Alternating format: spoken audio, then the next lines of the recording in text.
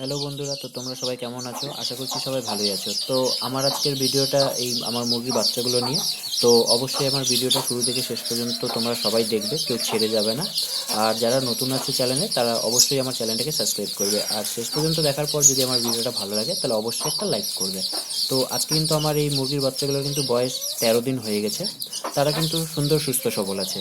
শীতের দিনে কিন্তু সেই রকমভাবে মুরগির বাচ্চা কিন্তু টেকানো যায় না, কিন্তু আমার বাচ্চাগুলো ভালোই ভালোই আছে বলা যায়। কোনো রকম তাদের মধ্যে অসুবিধা নেই। আমি কিন্তু তাদেরকে কিন্তু এই শীতের মধ্যে, যেহেতু বাইরে প্রচণ্ড ঠান্ডা, তো আমি কিন্তু সেরকমভাবে তাদেরকে কিন্তু বাইরে খাওয়ার জন্য বের করি না। আমি কিন্তু এই 1 ঘন্টার জন্য বের করি, আমি সাথে নিজেই ওখানে দাঁড়িয়ে থাকি, ওর মা ওই বাচ্চাগুলোকে বাইরে খাওয়ায়। তারপর 1 ঘন্টা হয়ে যাওয়ার পরে আমি তাদেরকে এই যে যেরকম এখানটা দেখছি ভিতরে আছে, সেম এই জায়গাতেই আমি ওদেরকে ঢুকিয়ে দিই, তাদেরকে এইভাবে খাবার ছিটিয়ে দিই। তা সে তার মা তার এই বাচ্চাগুলোকে এখানেই খাওয়ায়। তো এভাবেই কিন্তু আমি আজকে 13 দিন বয়স হলো, এভাবেই রাখছি। তো তোমরাও যদি এই শীতের মধ্যে যদি বাচ্চা ফোটাও, তো এভাবেই একটু যতক্ষণ পর্যন্ত বাইরে রোদ্রু বা রোদ ভালো না বেরোবে ততক্ষণ অবধি কিন্তু এভাবেই অল্প অল্প কিছুক্ষণ টাইমের জন্য বাইরে বের করে এভাবেই রাখবে। তারপরে ভেতরে ঢুকিয়ে দিবে, যাতে বাচ্চাগুলো ঠান্ডা না লাগে। ঠান্ডা লাগলে কিন্তু বাচ্চাগুলোর সমস্যা হয়। তো সেই কারণে কিন্তু আমি কিন্তু এইভাবেই তাদেরকে রাখছি। আমার কিন্তু এই কালো সুন্দরী কিন্তু 10টা বাচ্চা ফুটেছে। তো আমি চেষ্টা করবো যে 10টা বাচ্চাই টেকানো, কোনো রকম যেন অসুবিধা না হয়। আমার এই বাচ্চাগুলো কিন্তু প্রচণ্ড চঞ্চল আছে, তোমরা দেখতেই পাচ্ছ ভিডিওর মধ্যে। তো আমি কিন্তু একদম নতুনভাবে কিন্তু এই মুরগি পোষা চালু করেছি। তোমরাও যারা নতুনভাবে মুরগি পোষা চালু করছো, তারা অবশ্যই এভাবেই, আমি যেভাবে করছি আমার ভিডিও দেখার পর যদি ভালো লাগে সেম এভাবেই করতে পারো। বাচ্চা কিন্তু সুস্থ সবল থাকবে। আমার বাচ্চা কিন্তু খুব সুন্দর সুস্থ সবল আছে। আর আর এই শীতের মধ্যে কিন্তু এই তাদের কিন্তু একটুতেই কিন্তু ঠান্ডা সর্দি লেগে যায়।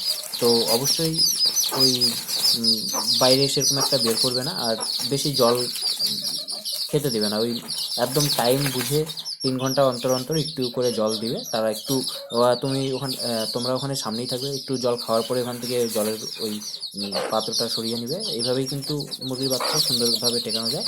তো তোমরা দেখতেই পাচ্ছ আমার বাচ্চাগুলো কেমন চঞ্চল আছে। তো আমি কিন্তু একদম নতুনভাবে কিন্তু মুরগি পোষা চালু করেছি। আমি বাজার থেকে 2 থেকে 3টা মুরগি কিনে এনেছি, ওগুলা ওই মুরগিই কিন্তু ডিম দিয়েছে। ওদের ডিম দিয়ে ওদেরকে আমি তা দিতে বসিয়েছি। ওই ডিম থেকেই কিন্তু বাচ্চা বের হয়েছে। আমি এই আমার কালো সুন্দরীর 10টা বাচ্চা বের হয়েছে। আমি কিন্তু আরেকটা ভিডিও আছে আমার, সেখানে কিন্তু আমি আমার সাদা সুন্দরীকে বসিয়েছি। ও কিন্তু বাচ্চা নিয়ে বেরোবে। এভাবেই আমি কিন্তু বাচ্চা এভাবেই মানে মাকে দিয়েই বাচ্চা ফুটিয়ে ফুটিয়ে এভাবেই কিন্তু আমি কিন্তু আমার এই মুরগি বাড়ানোর চেষ্টা করছি। আমি কিন্তু কোনো রকম মেশিন বা ওই কোনো রকম কিছু দিয়ে কিন্তু বাচ্চা ফোটাচ্ছি না বা বাচ্চা কিনেও আনছি না। আমি এভাবেই কিন্তু আমার বলা যায় যে একটা ফার্মের মতো তৈরি করার চেষ্টা করেছি। আর তোমাদেরকেও আমি এই ভিডিওর মাধ্যমে দেখাচ্ছি যে কীভাবে মুরগি পোষা সহজ হয় বা কীভাবে তোমরা পুষতে পারো বা পালন করতে পারো। আর দেশি মুরগির যে হারে বাজারের চাহিদা, বা দেশি মুরগির ডিম মানে সহজে বাইরে পাওয়াও যায় না। তো সেই কারণে নিজের বাড়িতেই পোষাটা অনেকটাই উপকারী হবে। তো তোমরাও কিন্তু এভাবে পুষতে পারো, যেহেতু তোমাদের যদি বাড়িতে সেরকম জায়গা থাকে। এই মুরগি পোষা কিন্তু, এই দেশি মুরগি পোষা কিন্তু গ্রামের জন্য খুব সহজ। এই শহরে বাড়ি যাদের থাকে তাদের জন্য কিন্তু অনেকটা অসুবিধা হয়ে যায়, যেহেতু শহরে সেরকম একটা জায়গা থাকে না পোষার জন্য। কিন্তু গ্রামে কিন্তু সহজেই পোষা যায়। তো তোমরা যারা শহরে আছো তারাও চেষ্টা করবে যে অনেক অনেক পদ্ধতি আছে পোষার। কেউ ওই ছাদের উপরে পোষার চেষ্টা করে, বড় করে রুম একটা তৈরি করে নেয়, সেই ভেতরেই খাবার টাবার দিয়ে ভেতরেই পোষার চেষ্টা করে।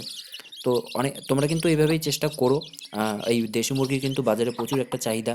তো ভিডিও আমি এখানেই শেষ করছি বন্ধুরা।